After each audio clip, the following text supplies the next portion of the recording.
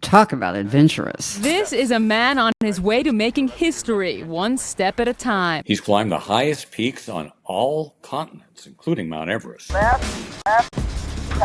He ran the rapids of the Grand Canyon, more than 200 miles. He's raised a family with his wife and 2 kids. And he's done it blind. I'm Mike Sugarman. And I'm Janice Wright Sugarman. And this is I'm Still Rolling.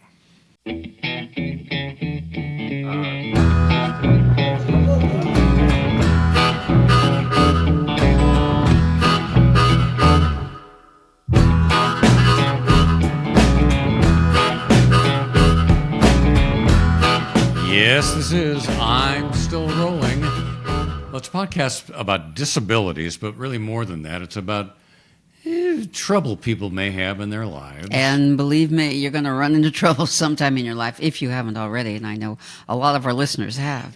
But we hope it gives you some ideas and strategies on how to cope with your disabilities or your problems. And most of this hope and the strategies and the inspiration comes from our guests, not necessarily from us, although we try, but we have some amazing people that we chat with on this podcast. But first, why are we qualified to do yes, this podcast? Qualifications, important. Well, we have spent a lifetime, a career in broadcasting. Mm-hmm. And you have racked up so many awards in that lifetime career in radio and television that I can't even count them. They're sitting on a shelf gathering dust because I'm not much of a housekeeper. You're a better housekeeper than you think. But for this podcast, you have anchored the all-news radio stations in New York and San Francisco and done it very well. Well, thank you. Okay. Thank you. But the real reason that we're qualified for this podcast is... For this podcast. I'm a paraplegic. It happened, it happened on February 22nd, 2022. If you write that date down, it's 2/22/22. It's 5 20s, 5 2s.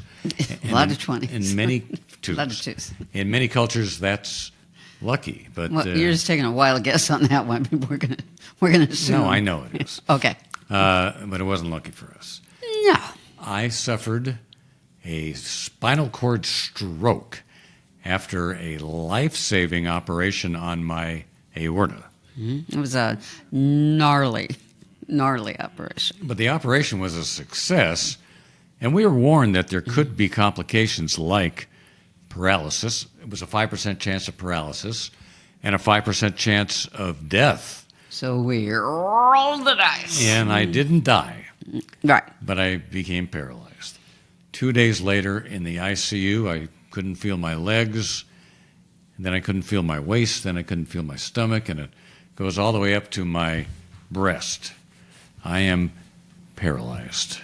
So what did you start doing? As soon as all those pain medications started to wear off, you started interviewing the doctors, nurses, anybody who wandered by your hospital bed. Well, because I knew you knew you wanted to do something like this. Something. I didn't know what, but I knew I had to help people because there's a reason this happened. I don't know why or what or who, but I've got to be able to hopefully help people.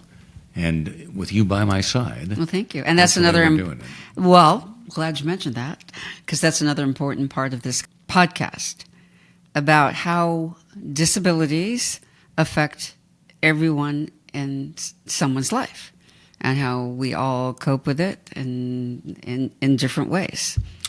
All right, let's talk about our guest. A very special guy.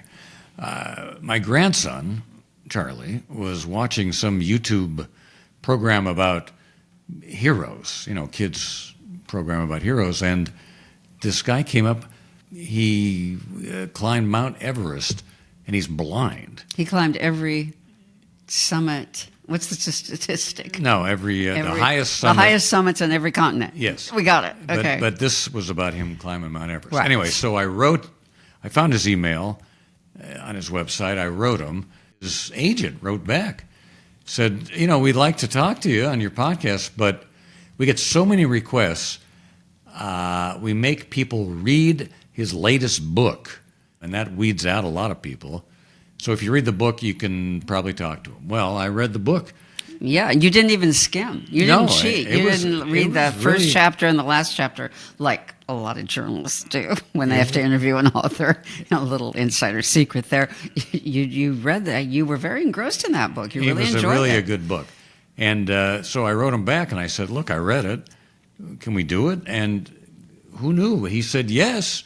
And then we set up a date, and Eric sat for us.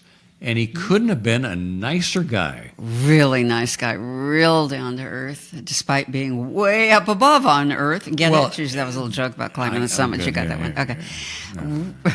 Very, very nice guy. He, this guy's been on the cover of Time magazine and on every podcast and late night television show. And here he is on I'm Still Rolling. That's right. So okay. Let's get we have a little business before we get to him. If you like this podcast, if you want to comment on it, we'd appreciate it. That little comment section. You don't even have to like it. Just give us some ideas, constructive criticism and so forth. Or tell a friend about it, tell a neighbor, tell a complete stranger on the street. We don't care. We have a low bar. And that would be very helpful to help us get the word out. Now, I tried to leave a comment. Yeah. I couldn't do it. I don't know how to do it. Well, you're not exactly a shining example of Mr. Handy when it comes to technology. I found some comments that were very nice on Apple. I think I figured out Apple. They were very nice, and some were not your family. Well, there were a couple that weren't, but the one who wanted to know more about my family, that obviously was a cousin. I think it was a cousin. Yeah. All right. Are we ready? Now we're ready. All right. Let's get to Eric. Eric, first of all, I can't thank you enough for joining us. You've done so many different things and been on so many different media outlets. This is fantastic. And nice to meet you both. I don't know how much your people told you about me, but I'm paralyzed. Yeah. I had an operation on my aorta 3 years ago, and following that, I had a spinal cord stroke. So I'm a T4 paraplegic below my nipple line. Yeah. And we're doing this podcast to show people what you can do after a disability. And you certainly have shown a lot of people what you can do. Not that many people would do it. It's been fun. But first, I got to ask you, and I've read your book, and first of all, I think it's really well written. Yeah, you read the last book, No Barriers, right? Yes. Cool. And besides the incredible stuff that you did, the writing is great. Really, thank you. Just reads well. Sweet. But you bring an amateur writer likes to hear that, so thank you. You bring this up, and it's the first thing that I hear when I tell people about you. You're a blind guy that climbs mountains and kayaks rivers. You sound like a crazy blind guy. Why do you do this? Yeah. One would think that somebody who's doing that kind of thing is crazy or a crazy blind guy. But I honestly, I'm kind of a chicken. Like, I've never seen myself as an adrenaline junkie or somebody cheating death, you know what I mean, who gets a thrill out of, like, I heard this guy the other day who's talking about, rappelling in some capacity. And he was like, when I'm hanging off a rock climb, I just feel totally alive. And I'm like, you need to work on your life then, buddy, because like, if that's the only time you feel alive, like, you need to go have some more fun hanging out, with your spouse or with your family. So anyway, I've always wanted to be an adventurer, but I get more of a thrill out of like the process of figuring it out, of like building the map forward, starting this project with questions and without answers, and then slowly like figuring it out as a team and learning to trust each other and learning to work out all your systems and strategies and tools and technologies and just kind of figuring out the way. And that's a really fun part of the like discovery process, to go through this learning process and emerge on the other side having completed this amazing adventure together with your team. To me, that's the exciting part. The risk and this, the fear and the adrenaline and all that's, the risk of getting hurt or dying. That's the stuff you have to cross through. That's the gauntlet you have to cross through in order to, get the meaning, get the purpose or the gift, I guess, which is the discovery that you have as part of the process. So yeah, a long answer to your question. I do not see myself as a crazy blind guy. I'm very careful. I'm very methodical. Well, I have heard you say that the planning part prepares you to be in the moment for the actual event. Talk a little bit about that, because we all talk about being in the moment, but being in the moment doesn't necessarily mean you just go la-di-da. I'm going to be in the moment. It takes a lot of effort to No, it takes a that lot point. of work to become a Yeah, person living in the moment. yeah, It's a yeah. lot of work because I don't know about you guys, but in my film, which was us, my kayaking film, it's called The Weight of Water.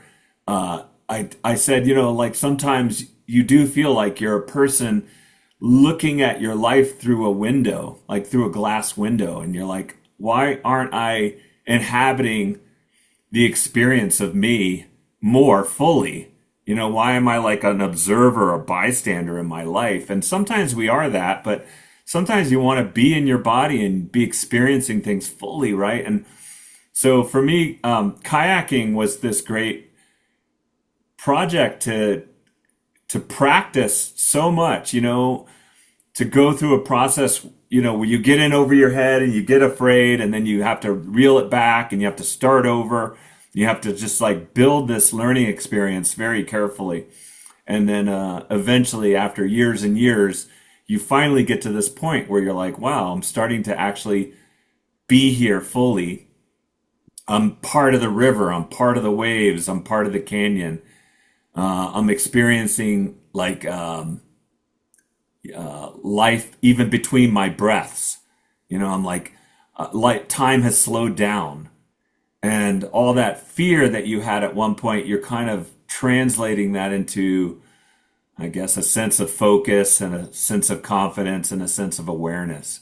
But that takes a lot of time.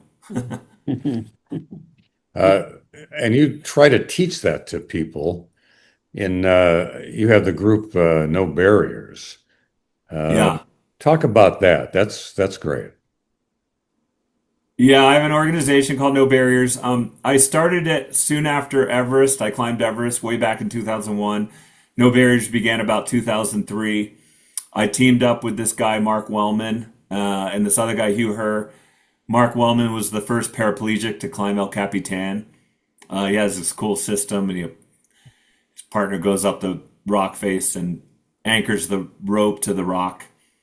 And then Mark locks onto that rope a pull-up bar with these teeth called an ascender. And he has a chest harness also connected to the rope with an ascender. And he pushes the bar up and he pulls himself up, pushes the bar up, pulls himself up. They said when he climbed El Capitan, he did, I think, 7,000 pull-ups approximately to get to the top of this 3,000 foot face. And then, so I met Mark. I met Hugh Herr, who's a double leg amputee and a tremendous climber. He builds his own prosthetic legs and feet, which he uses to wedge into cracks in all kinds of interesting ways. And he's a world-class climber with his prosthetic feet.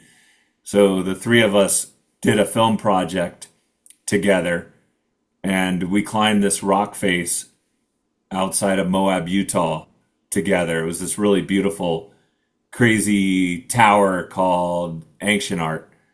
And I got to know those guys. And I was so blown away by the way that each of them had, been shattered in some way and had rebuilt their lives in this new profound way, in a very meaningful way. And I wanted to understand what that process looked like.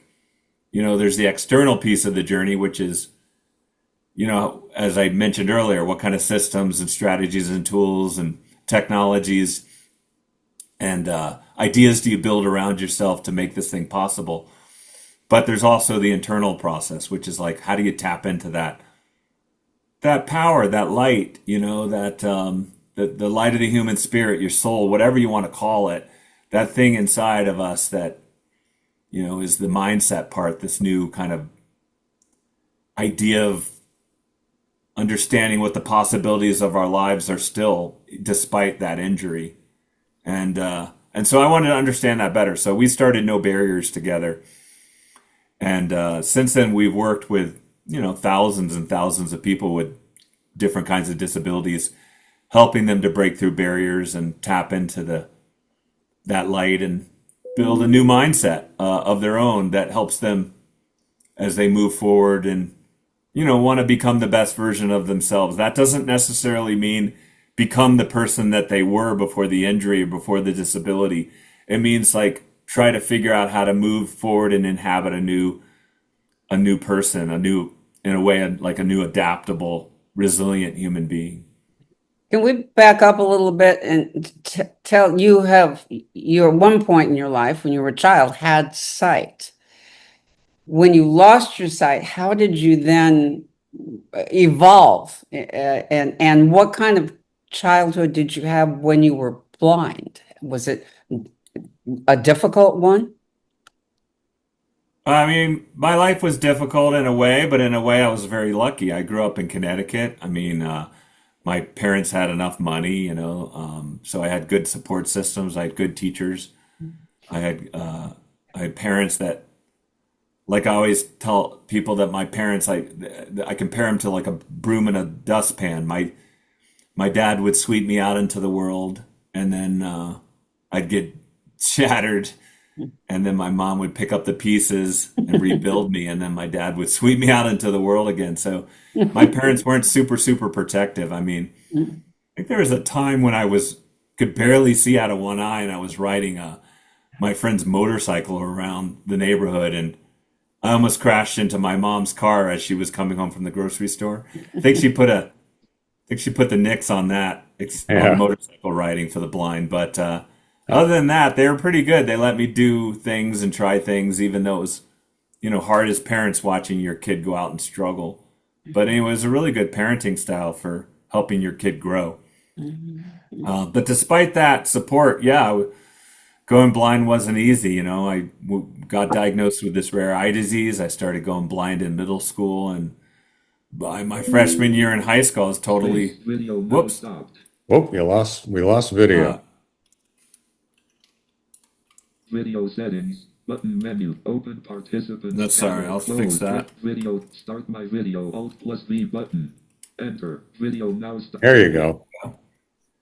Yeah, so by the time I was a freshman in high school, I went totally blind. I mean, like blind as a bat. And, it's again, like you can't even believe you're there. Like, Mike, you just mentioned, your disability. Like, in the beginning, you're like, I can't believe I'm blind and this is my life. And what am I going to do? And what kind of person am I going to be? And I can't play basketball. I can't play baseball. I can't ride my bike anymore. Like, who am I?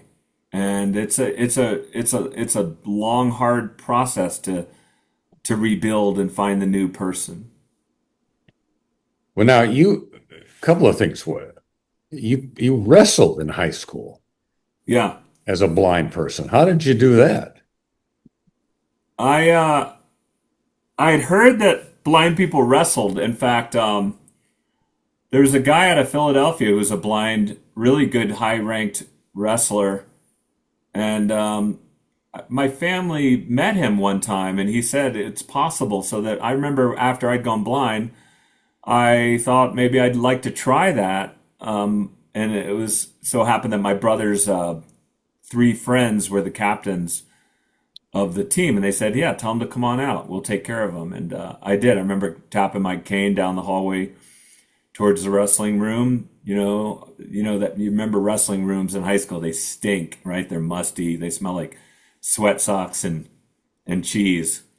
And I remember walking into that wrestling room, and here I am. You know what I mean? Like leaning my cane up against the wall, and all the freshmen would line up against the captain, and the captain would pin them really fast, kind of as a way to humiliate all the freshmen. Just say, hey, like you're the bottom of the pecking order here, and I remember getting pulled out and slammed and pinned really fast, just like every other freshman in the line.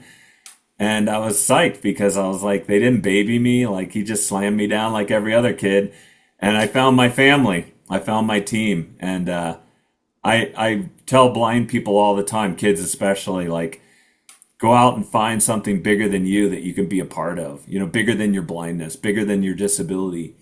And so for me, wrestling was it. And those guys were my brothers all throughout high school, and I'm still in touch and friends with them. They were just incredible. That was my first team. And you were captain of that team.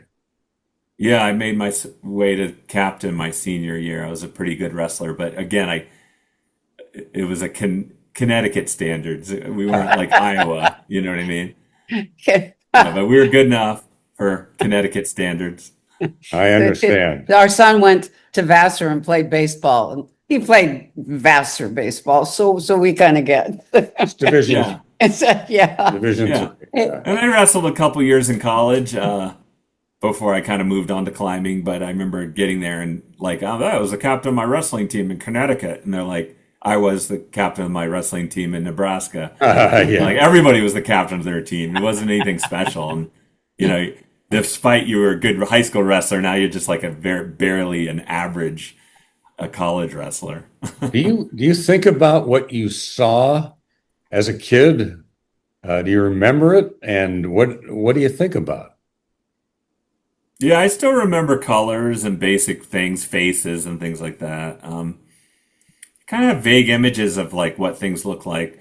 I could never see that well. So like I could never see great. I was born legally blind, so what you would see from 200 feet away, I could see from 20 feet away. That's how they define you when you're legally blind. And so I was born legally blind, so I could never see great. But yeah, no, I like thinking.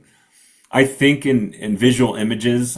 My brain is creating pictures all the time of like what I think the world looks like. I dream visually. It's sort of the way I used to be able to see. But to be honest with you, I don't like harp on the idea of what it was like to be able to see, because then you're focused on what you've lost. And I think it's a lot of discipline in the mind to not focus on the things that are a dead end in your life. Like, hey, man, it was great being able to see. I wish I could see that beautiful Van Gogh painting or that beautiful sunrise or that beautiful face of my kids. That just makes you miserable. Like, what if I, or wish I could, So yeah, it's a lot of discipline to think, okay, what is possible for me and how do I live fully in the body that I have and the senses that I have at my fingertips, and experience joy and beauty and awareness through my other senses. And you let the visual part go. You let it die in a way. I mean, I've even said you stab it in the heart and you kill it so that you can move on, because nothing worse than just lingering in the past. Boy, we're learning that out. We're learning that after 3 years. You got to let go of the past, because else you're going to miss the opportunities that are now being given to you. New opportunities that you never even knew existed. Talk a You little. can honor the past and respect the past and say, yeah, I have like great memories of that. And, sure, cry a little bit here and there and say that was like cool when I could do this or that. But to dwell on it too much, I mean, is death. It's the thing that stops people from moving forward. You get stuck in this suspended animation between what you used to be and what you're trying to be. And so yeah, you do kind of have to push it away or kill it and say, hey, I'm a new person and I'm gonna live fully with this version of myself. And it's gonna be different, but it's gonna be just as good. you have to have that mindset. If you don't, I think you're done. Yeah. Tell us about the mechanics of climbing a mountain, climbing Everest. How do you actually do it? What do you feel? How do you use your other senses to get Yeah. you up that mountain? Well, I use these long trekking poles, and I'm feeling my way. I'm feeling every step. I'm planting my pole in front of me, and I'm lowering down onto my next foot and making sure it's a good step, and using those poles like having four legs instead of two legs. Uh, and my friend will walk in front of me, and they'll jingle a bell. Or in the snow, sometimes I could just hear their crampons crunching in the snow, and I can follow them. S and then lots of communication if you're in a really tricky situation, with like huge drop offs or like a super narrow trail with huge potential for falling, for dying. But when I'm climbing, when I'm rock climbing or ice climbing, I'm just feeling my way up the face. I'm using my hands and my feet as my eyes and feeling my way up the face and problem solving my way forward. And I love that. It's like very, very engaging. And then, yeah, with ice climbing, I'm using tools, these like sharp, heavy tools that that are above my body, and I'm swinging those into the ice.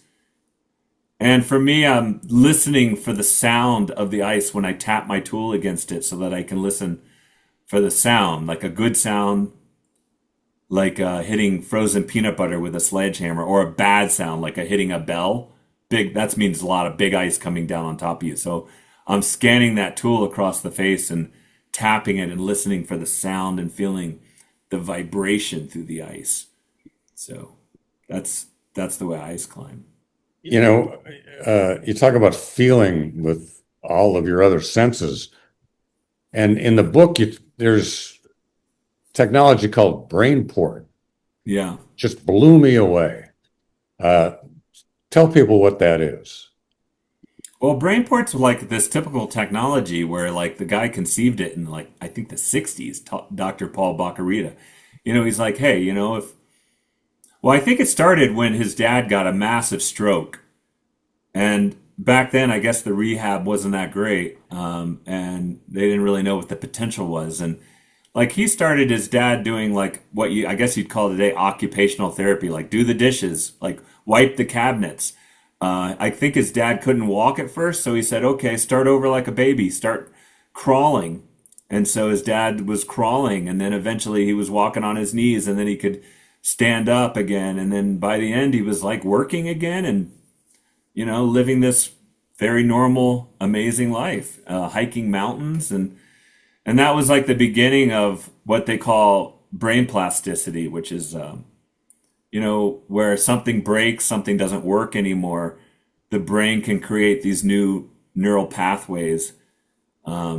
Sometimes to do things that like maybe nature didn't even intend us to do, right? Like in my case, this plasticity idea is that if the eyes don't work, but you used to be able to see, you have visual images in your mind. How do you bring in new images into your mind that is sort of working visually but trapped, right?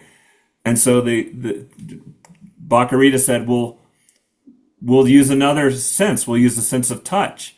And so he built this tongue display with these 400 or 500 little vibrating pixels, and you press your tongue against it.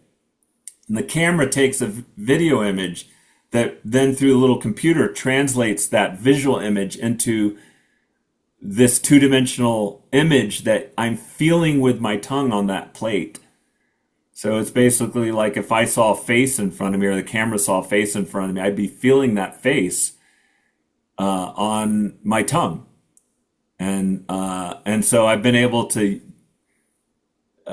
do all kinds of things like climb especially in the climbing gym. You can see colors because it works on contrast. So if there's like a dark hold against a light wall, then that color pops on my tongue. It vibrates like a little, like one of those when you used to touch your tongue to a battery, and it tingles like that. So like that image will press onto my tongue.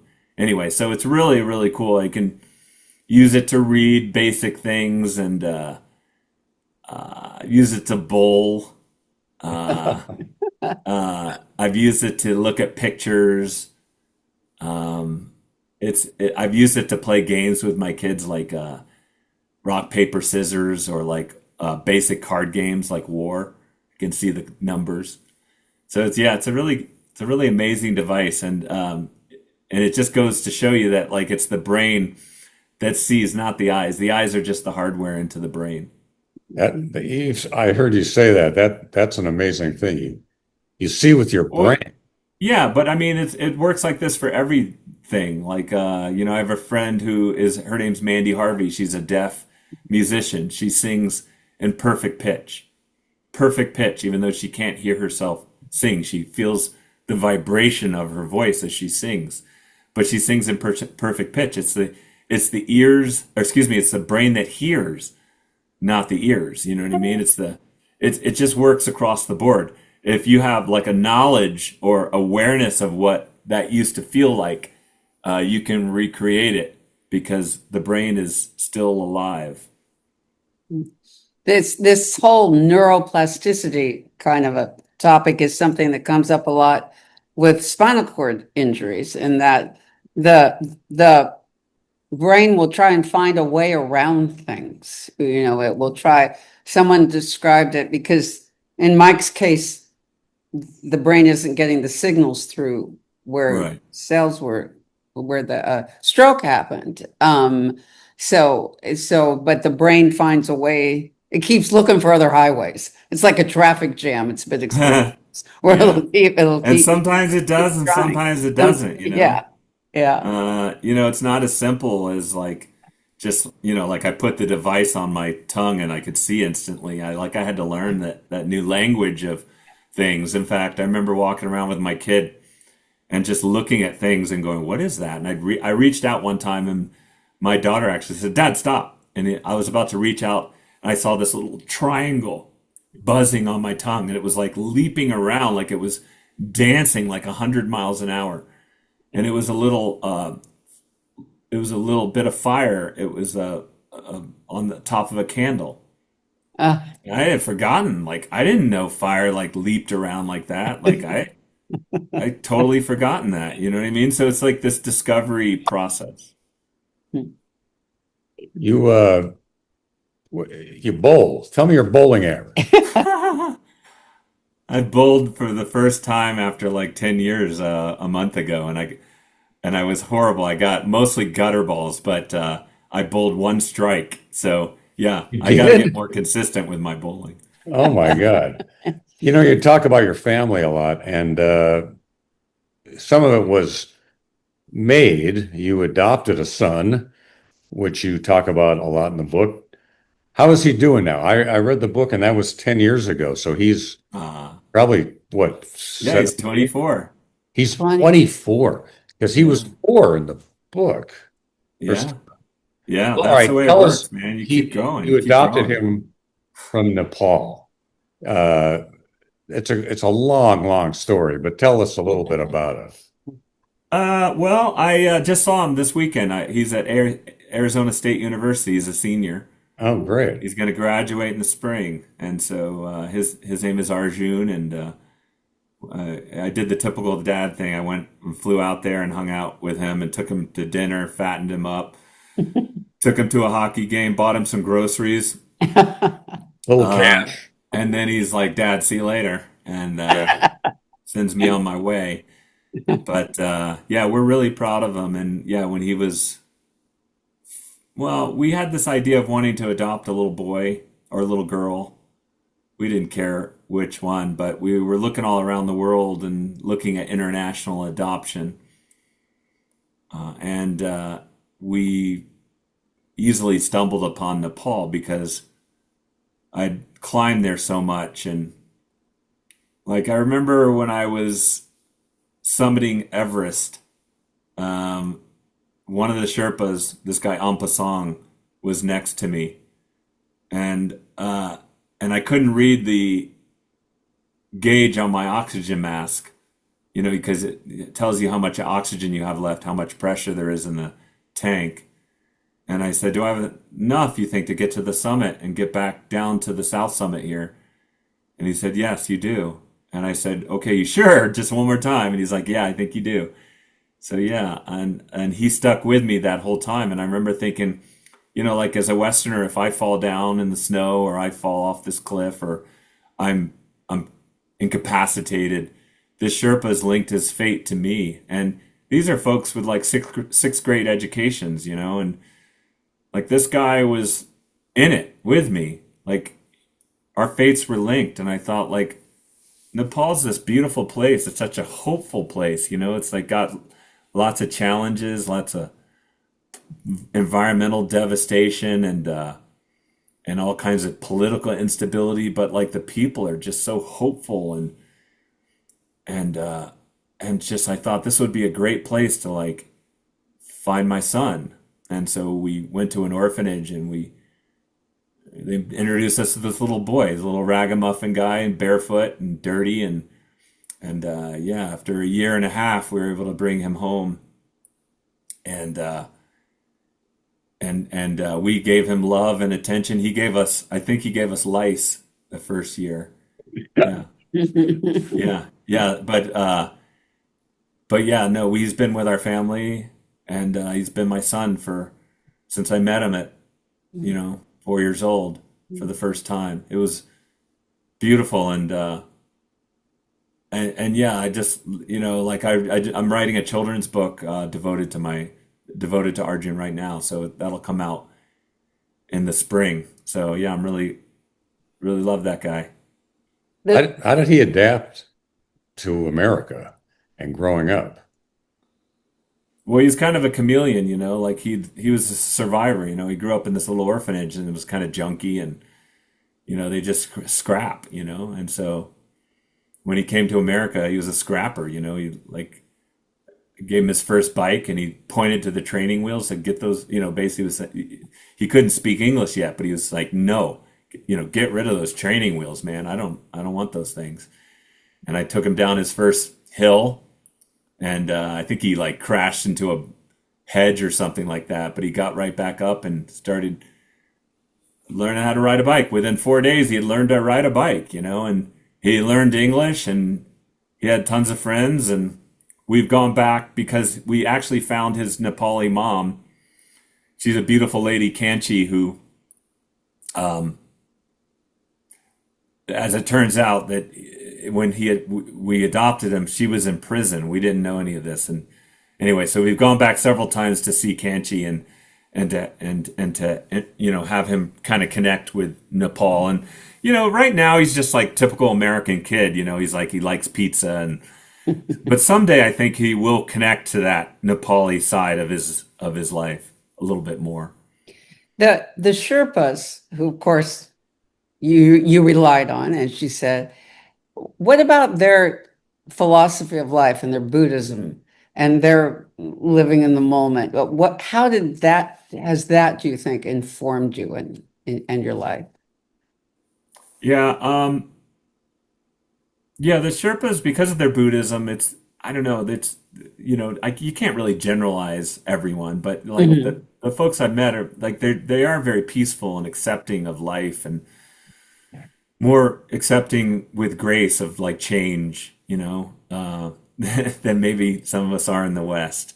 There's a great Buddhist saying. They say the nature of mind is like water. If you do not disturb it, it will become clear. And I'd never heard that expression until I climbed Everest. And it's totally true. Our minds are so muddy with distraction, with fears, with anxiety, fear of change, fear of getting older, all the fears we have. And so that muddiness kind of blocks your vision.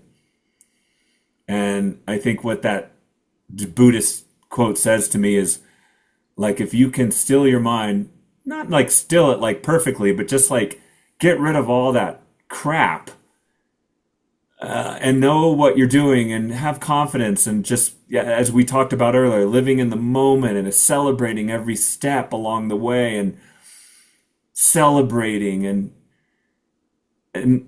you know, and taking on every adversity you can with clarity and a sense of determination. You know what I mean? Like our lives are just so much more so much better. So yeah, I try to live with that phrase as much as I can because I think it's incredibly helpful. And on big peaks and when you're kayaking blind, especially as you can imagine, you can get very much overwhelmed by fear.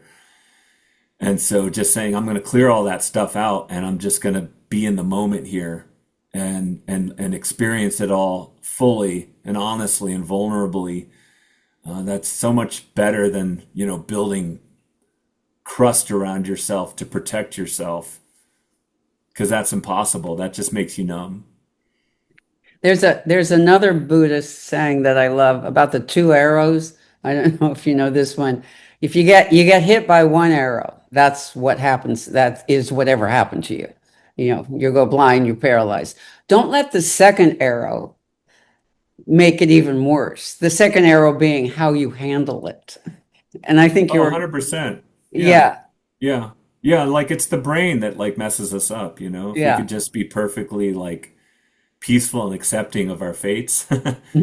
you know, it's Hmm. just that the brain doesn't work that way. I remember when I went blind, just being so sad, everything in my life was over. Like I thought, you know, like can't ride my bike. I can't play basketball. I can't play baseball. Like, how will I have friends and how will I date women and how I'll never drive a car? You know what I mean? Like, your brain is Yeah. just messing you up, you know? And yeah, I think you have to go through that loss, you know, that pain. You have to experience it all honestly before you can kind of move forward and say, you know, that there's a new way of experiencing life. Well, I felt that too after the second day after this operation on my aorta. I couldn't feel my foot, and then I couldn't feel my leg, and then I couldn't feel my stomach. Yeah.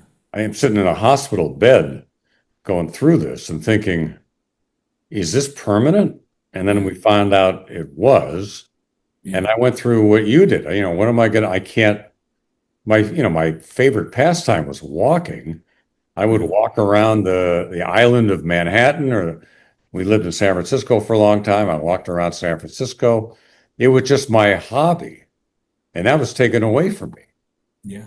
And I thought, what am I going to do now?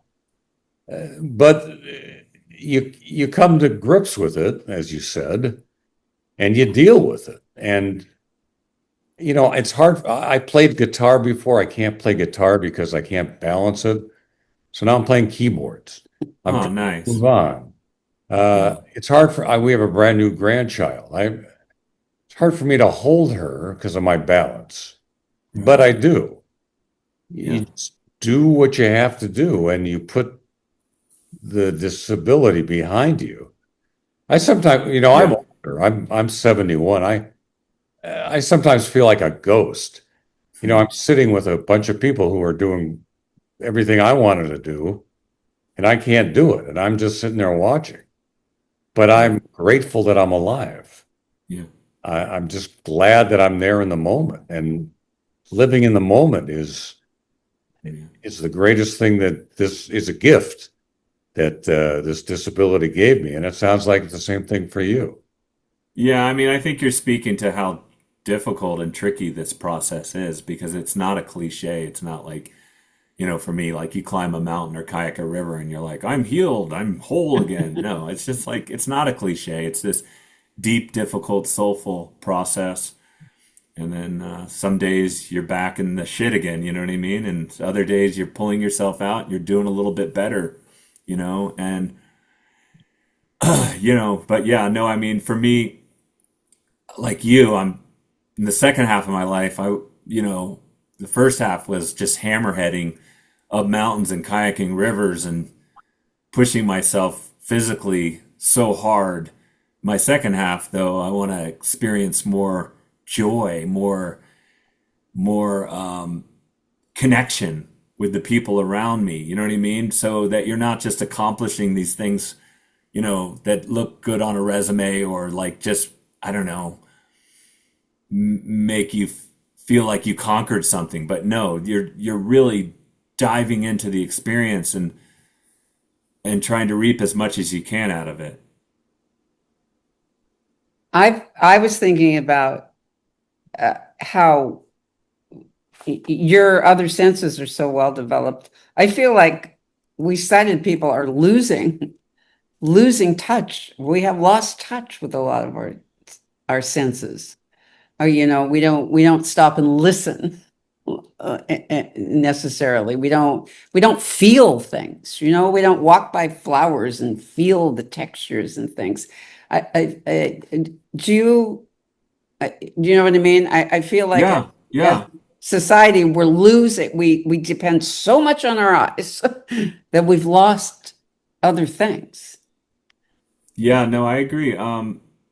I mean, one is at a practical level, it's because the eyes are so amazing. Like you can get so much information out of your eyes. It's like you're seeing in high definition, millions of pixels, all blowing your mind, right? It's really amazing. So yeah, you don't have to look beyond.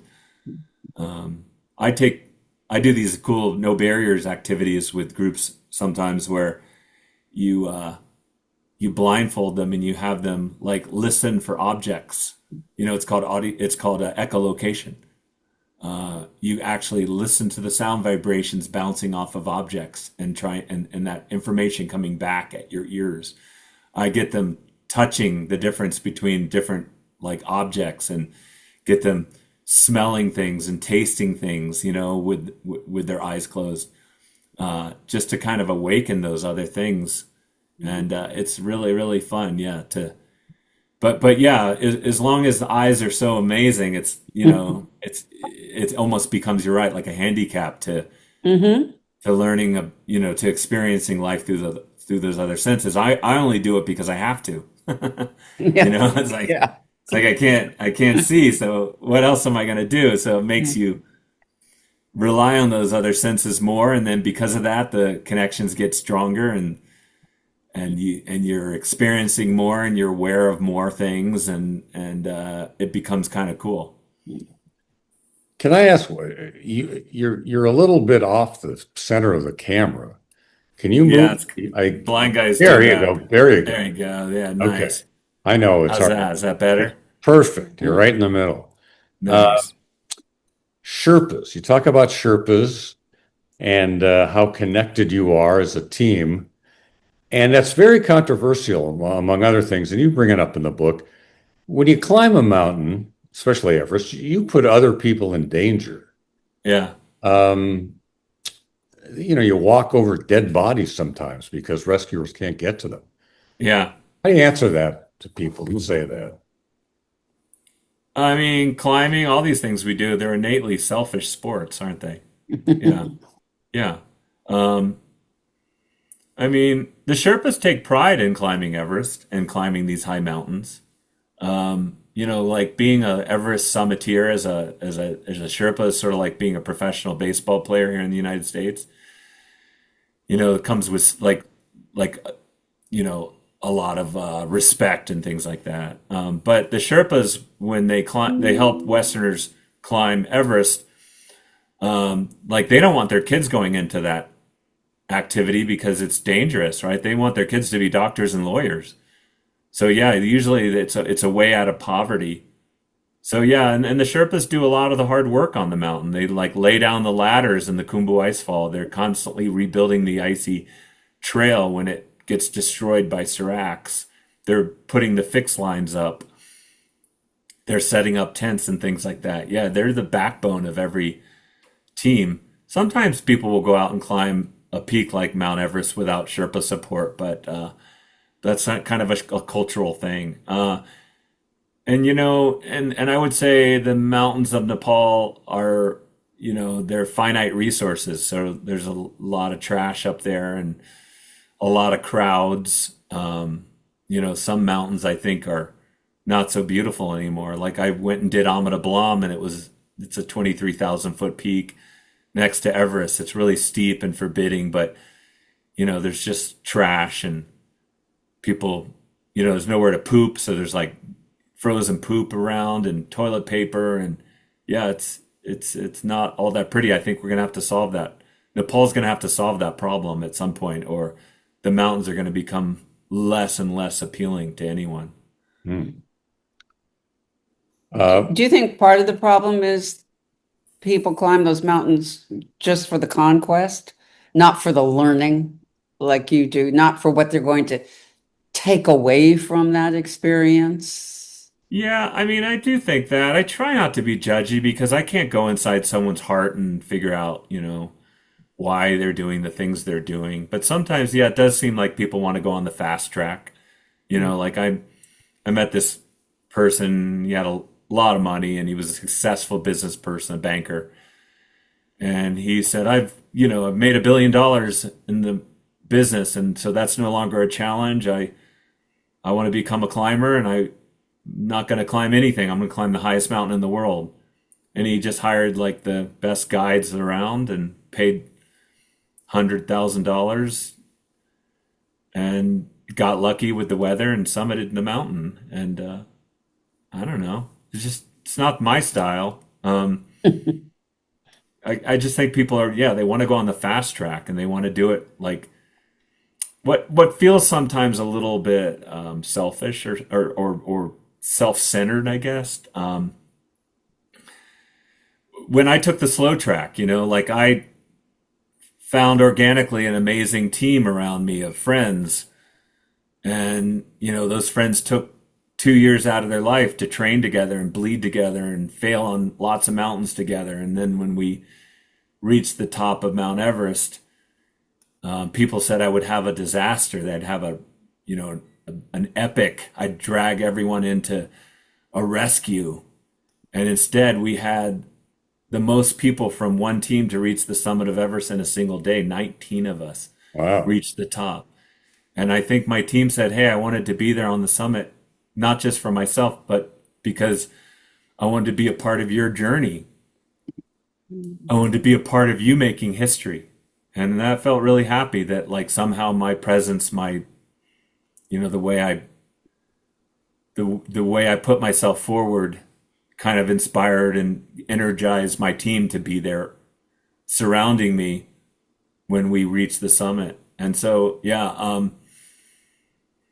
I don't know. I just think you got to be careful, like who's going to be the mountain god saying, hey, your intentions are good enough and yours aren't, sometimes people, do want to be the mountain gods. Like when I was thinking about Everest, they said a blind person has no business being on Everest. And I'm just like, who are you to tell me that? Like, climbing, the mountain, but you don't know me, you don't know who I am. So I'm just really careful about judging people. But I will say, yeah, with personal, like, opportunity, right, comes responsibility. And I think this sense of responsibility maybe has gotten a little bit lost along the way. Huh. So what's next for you?